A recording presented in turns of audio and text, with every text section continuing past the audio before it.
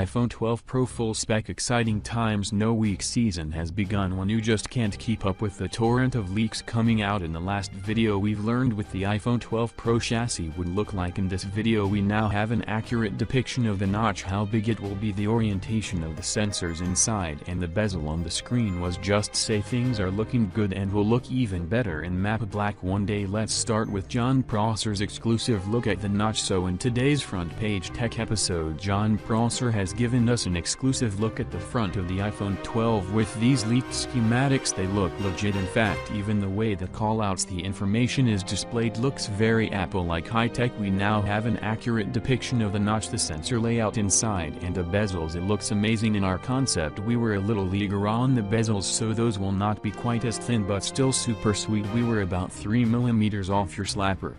We'll be shrinking the bezels by about 0.5 to 0.6mm on first appearance. It looks a little underwhelming, not quite what you'd expect after 3 years of development. In fact, none of the sensors seemingly even shrunk, and she quote earlier predicting that Apple would be shrinking the camera unit in order to make a SATA more compact, but seemingly all they've done here is move the earpiece upwards and combine it with a microphone. Still, it's okay, it is an improvement. It's smaller, more compact, but it's not any shorter. It's just as tall, just not as wide. I had a question earlier today, isn't this something Apple could have done within the last 3 years or even since the beginning with the iPhone X? Technically true, but in our next exclusives video with Max Weinreich you learned that Base ID is improving in more ways than just size, and it's possible that some of the components have been improved in ways that you cannot explain just by looking at physical sensors. Thanking a concept creator for helping us model that sensor work is legendary. So back in December 2019, Mac the Carer shared this video hands-on with the iPhone 12 Pro prototypes. Apparently these CADs were almost identical to the ones I shared with you just a few days ago, or be one of the 6.7-inch. That one had a smaller smart connector, but pretty much the same CADs here. I mentioned this because Prosser says the smart connector as seen in these CADs will not be happening on this year's iPhone. His sources do not see them on current prototypes. That may be because Apple is pushing it back to the release of the 2021 iPhone, because that iPhone is rumored to not have a port. Coincidentally, these things would be released at the same time because it would solve the problem for a school as a truly wireless iPhone sounds in 2021. How are you going to charge it while holding? No, we're not getting wireless charging over the air or anything ridiculous like that. No, the batteries are not getting good enough to warrant that. Apple is likely to use the smart connector seen in the prototypes for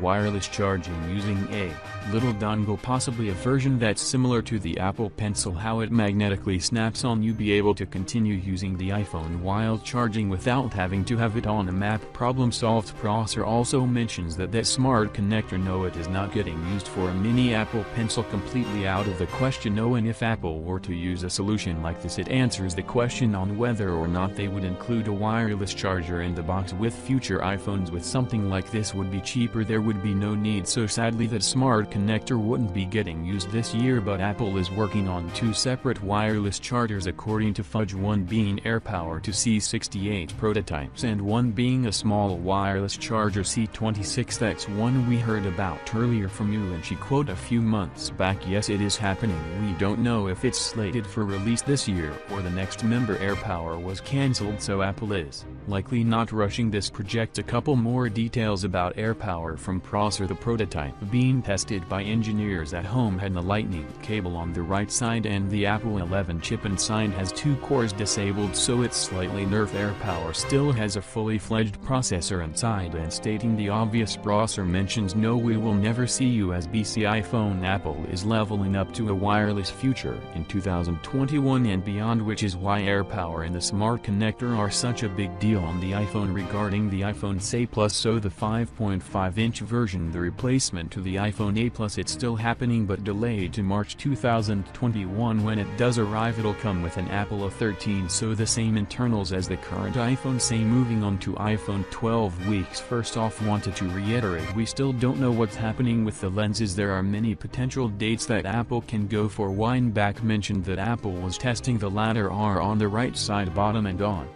the top, so we added those in there. Don't know how the glass will look surrounding the lenses would be cleared like on the 11 Pro, or will it be black to better blend in with the lighter sensor? Curious. I think personally that I really like the look with the lighter sensor having a ring, which it should for aesthetic reasons. The fact that the lenses don't protrude as much at the lens is bigger is like this very impressive look, and in matte black just so much better. That needs to happen. By the way, when you guys think of her Gen 2 case, I personally think it'll be the best combination of protection yet sleek looks, letting you enjoy the cold steel of your iPhone that everyone should be able to feel. Let me know what improvements you like to see. That there's been a huge report by Mark Gurman detailing the iPhone 12 lineup and a number of other products coming this year. Let's start with AirTags. So he describes the design as puck-shaped. A puck shape would nicely house the CR2032 battery nestled inside, and by the way, these will be wirelessly rechargeable. They do have a very compact system in package chip inside the music and have quite the capability, and Gurman mentions these will have an Apple design leather sleeve so you can click them onto things. I assume there will be a sticky version, and Gurman mentions Apple is working on a slew of new products including MacBook Pro refresh, Apple TV budget iPads and new iMacs. Gurman did also report on the 2020 iPhone lineup, saying they will be 5G capable. There will be at least 2 models with flat sides, which of course would be to Pro models if the non-Pro models were to be rounded. He says the design is reminiscent of the iPhone 5. The glass is now to the glass so completely smooth as we predicted, and our CAD week confirms that the Pro models will have 3 lenses in a lighter sensor than on Pro models will keep their current camera setups. At least some of the iPhones will be delayed, which we've heard will be the iPhone 12 Pro Max, the 6.7-inch launching later in October. Next to